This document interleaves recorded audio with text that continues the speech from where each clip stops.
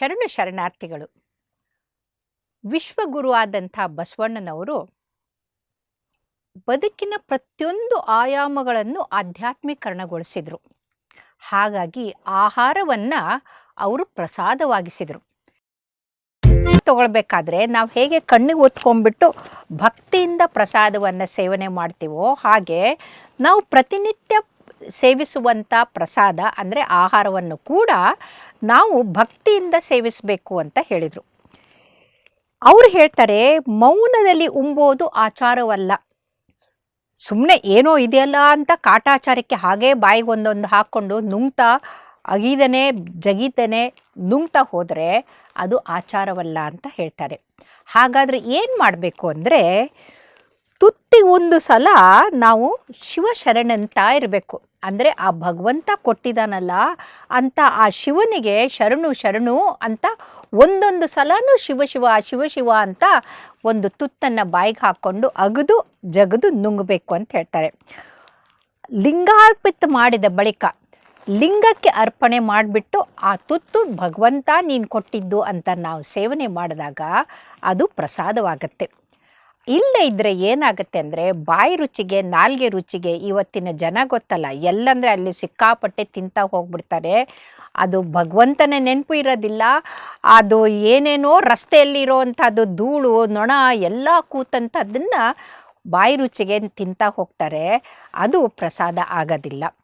ಅಷ್ಟೇ ಅಲ್ಲ, ಮಿತಿಮೀರಿ ತಿನ್ನೋದ್ರಿಂದ ಒಬೇಸಿಟಿ ಬರುತ್ತೆ, ಅದರಿಂದ ಕಾಯಿಲೆ ಬರುತ್ತೆ. ಸರಿಯಾಗಿ ಪೋಷಣೆ ತಗೊಳ್ಳದೇ ಇದ್ದರೆ ಅಪೌಷ್ಟಿಕತೆ ಬರುತ್ತೆ.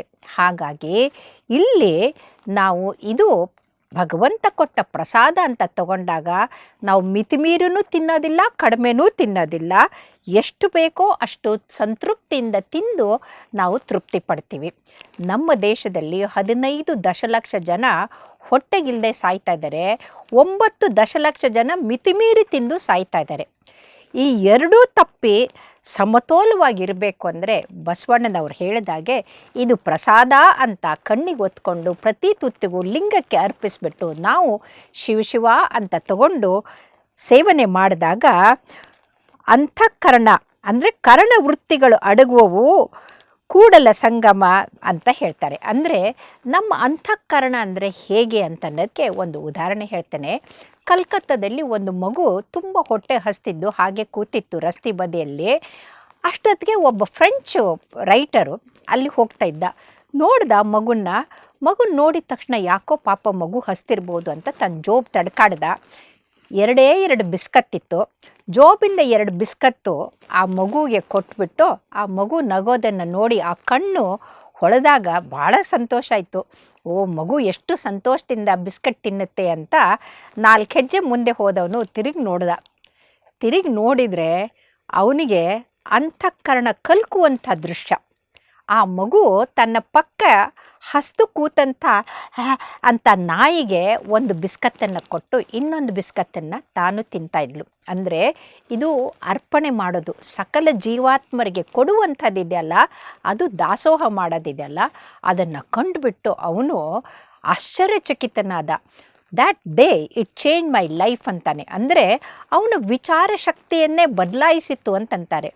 ನಾವು ದಾಸೋಹ ಮಾಡಬೇಕಾದ್ರೆ ಕೊಡಬೇಕಾದ್ರೆ ಎಷ್ಟು ಏನು ಅಂತ ಚಿಂತೆ ಮಾಡಬೇಕಾಗಿಲ್ಲ. ಏನಿದೇನೋ ಅದನ್ನ ಅಂತಃಕರಣದಿಂದ ಹಂಚಿಕೊಂಡು ತಿಂದರೆ ಅದು ಒಳ್ಳೆಯದಾಗುತ್ತೆ. ಹಾಗಾಗಿ ಮೌನದಲ್ಲಿ ಊಟ ಮಾಡದೆ ಪ್ರಸಾದ ಅಂತ ತಿಳ್ಕೊಂಡು ಲಿಂಗಕ್ಕೆ ಅರ್ಪಿಸಿ ತುತ್ತಿಗೊಂದು ಸಲ ಶಿವ ಅಂತ ತಗೊಂಡ್ರೆ ನಮ್ಮ ಆರೋಗ್ಯ ತುಂಬ ಚೆನ್ನಾಗಿರುತ್ತೆ. ಆಹಾರ ಹೇಗೋ ಹಾಗೆ ಆರೋಗ್ಯ. ಎಲ್ಲರಿಗೂ ಆ ಭಗವಂತ ಆರೋಗ್ಯವನ್ನು ಕೊಡಲಿ ಅಂತ ಹಾರೈಸ್ತೀನಿ.